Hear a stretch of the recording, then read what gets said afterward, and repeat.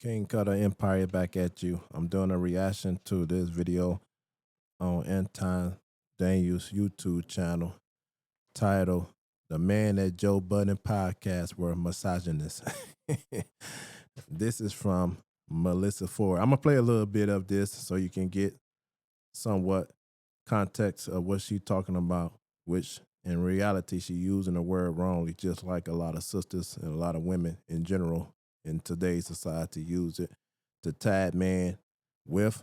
All right, so let me play this. Fair use, fair use, fair use.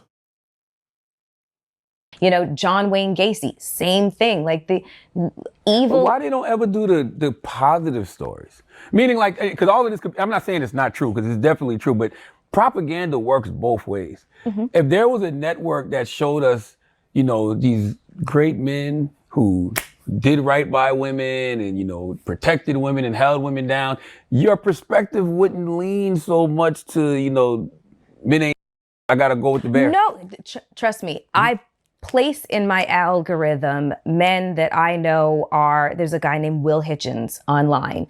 Let me say this, when she talk about she placed man in her algorithm, she basically saying she placed man in her algorithm that's simps, man that pander after women, man that don't stand for nothing, who is weak-minded and believe that they have to cow down, right, in order to get somewhere in this society.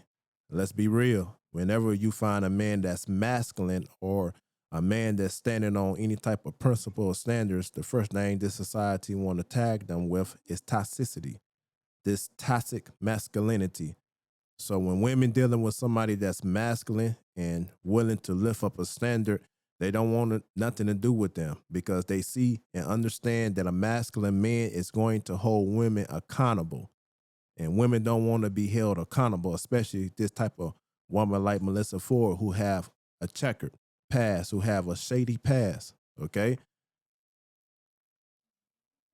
There is this podcast. It's these four young Black boys. I can't remember what the podcast is called right now, but I mean. Oh, you're talking about it starts with a J. Jamming or something like that? Yes. Yeah. They're from Chicago, I think. I love them. Mm-hmm. I love them because it's just, they take men and brosphere and red pillars to task. And their rhetoric is so respectful towards women, and they just have so much common sense for being so young. So I follow. See, I told you, I've been telling y'all this for the longest, right? Go check out Kuttah Spoken Truth channel. Did a lot with that on that side of the game. And we doing a reaction to this on this channel, right, which is a reaction channel. But be as it may, I told you, when women is being held accountable, the first thing they want to tag you with is you're a misogynist or you're toxic. You got toxic masculinity. But anybody that's pandering towards women and willing to go along, to get along, willing to put them on a pedestal, willing to worship women, then that type of man is going to find a safe place with women. And I understand it. Don't misunderstand me. I get it. In order to get somewhere in this society without having to go the hard way, most men believe that they have to pander towards women. Yes, there's more women in this country than men, right? And when you pander towards women, it seems like it's easy for you to get success. But the men who don't really care about attention or validation, they're going to stand on what they believe. They don't believe they have to cow down. They don't believe they have to compromise their manhood or their masculinity in order to become successful. And you have a lot of people that's on podcasts. You got a lot of people who got their little shows or that's content creator, and they believe this is the way. And they somewhat successful because they pander after women. But the man that's willing to stand on what they believe and don't give in to the whimsicality of this society, the backwardsness, the hypocrisy of this society, sometimes they have to get it out the mud. Sometimes they have to go do the rough road, the hard way, in order to become what we like to tag as popular. But be as it may, it is what it is. Them. I follow Deontay Kyle. I definitely have an algorithm full of men that are, you know, that are allies to women. But I will also find myself in the comments section of certain things, right. and I can't listen to no more. But did y'all just catch it? Let me rewind it back so y'all can catch this, man. This is just bullshit. To women. But I will also find myself in the comments of men that are, you know, that are you see allies. This is what women in their mind, the way they rationalize, the way they try to perceive from their perspective. If you holding a woman accountable for her actions, you are her enemy. Don't that sound like the Bible? Again, I'm an advocate for the scripture. Over there in Galatians chapter 4, Apostle Paul said, if I tell you the truth, you tag me as your enemy. See, when you hold women accountable, you become their enemy, not their ally.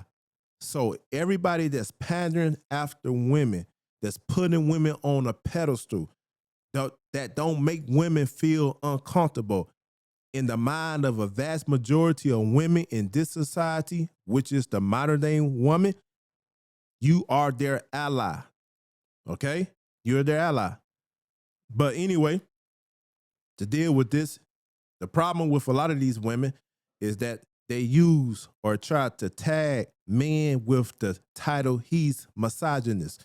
And they use this as a shameful tactic. They use this as a weapon. It becomes weaponized against you in order to get you to shut down, in order to get you to shut up, in order to get you in an embarrassing disposition so that the world at large, and particularly over here in America, this society at large can point a finger at you and say, see, he's negative. He's not somebody you need to be listening to. Why? Because they don't really understand the word misogynist. When you break it down, misog and gyny, misogyny mean hate. It means hatred. And gyny means women. So the etymology of the word, the psychology of the word, when you break it down in the original term, it means to have a hatred towards women. It means a man who hates women. You see the ludicrous behind this? You see the backwardness behind this? You don't hate a woman if you tell her the truth. You don't hate a woman if you hold her accountable. You don't hate a woman if you trying to correct her. That's love. That's what love is about. If you really love somebody, if you really care about somebody, you're going to correct them when they go off. If you really love somebody, you're going to tell them the truth. You're not going to feed them lies. You're not going to feed them bullshit. You're not going to be deceptive with them. You're going to hold them accountable to reality and truth. So when a woman try to tag you, man, as being misogynist, that's her way of weaponizing that word to get you to shut down, to get you in a position where you don't want even to speak your mind or say what's on your mind, so that they may have an advantage over you or edge over you when they are dealing with you. This society, which is the matrix system, and which I like to call it, according to the scripture, the Babylonian system, right, will have you feeling that if you don't bow down to female entitlement, this is all it's about. These females feel entitled. They believe they can do anything, say anything, act any kind of way, and still feel entitled. So when you don't pander towards a woman entitlement, they want to tag you as a misogynist. When you as a man stand up and have principles and say you're not going along with this, they want to tag you as a misogynist. If you don't bow down and refuse to worship a woman, they want to tag you as a misogynist. So don't fall victim to this bullcrap. Don't fall victim to this buffoonery that women try to put upon you to keep you from being a man, to keep you from being who you are, right? And that's why you got a lot of women. That's the first thing. He's a misogynist. Kuttah spoken truth. He's a misogynist. Kevin Samuel is a misogynist. And you ask them, what is a misogynist? They can't even tell you.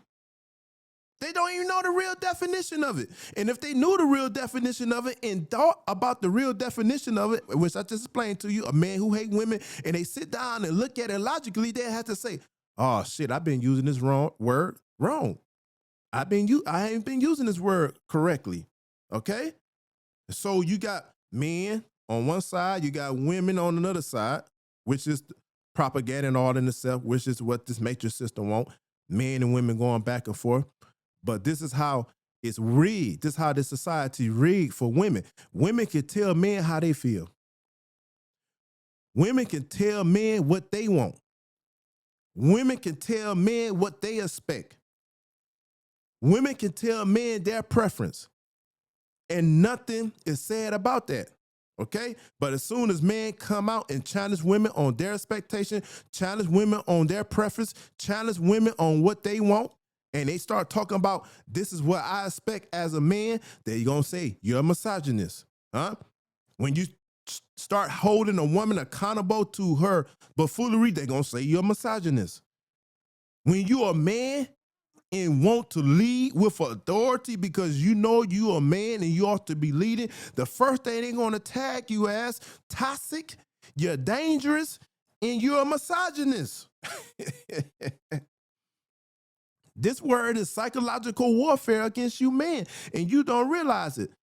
It's a way of them trying to cast a spell on your thought process to get you to shut up, to neuter your voice, to shame your masculine reality, your masculine truth, to keep you walking on eggshells, to prevent you from being a leader and leading in the relationship as a man should be leading, as an authoritative figure, to get you in a position where you're afraid to correct your woman. It's psychological warfare. And a lot of times you guys, you fall victim to it. You allow society, you allow women to tag you with the word misogynist, and you end up becoming powerless. Powerless. And a lot of guys, they fell victim to this. They have no backbone. They have no authority. They have no foundation. Why? Because they're afraid to be seen as public enemy. Right? But, you know, I had to come on here and talk about it. Don't you fall victim to this? Because a woman, man, I'm telling you, man, she'll be quick to say, man ain't shit. Man is trash. I don't need no man. All men want is sex. I hate broke men. I want a man tall. If you short, you ain't this. You ain't that. You ain't making 6 figures. You ain't this and ain't that. And it's okay. Nobody tagged them as being toxic. Nobody tagged them as anything. But when a man come on and say, I don't want you wearing fake hair. I don't want you wearing fake lashes. I don't want you getting a fake butt. Huh? I don't want you going outside dressing all slutty. I don't want you out here trying to get attention, validation. Oh, you controlling. You a misogynist.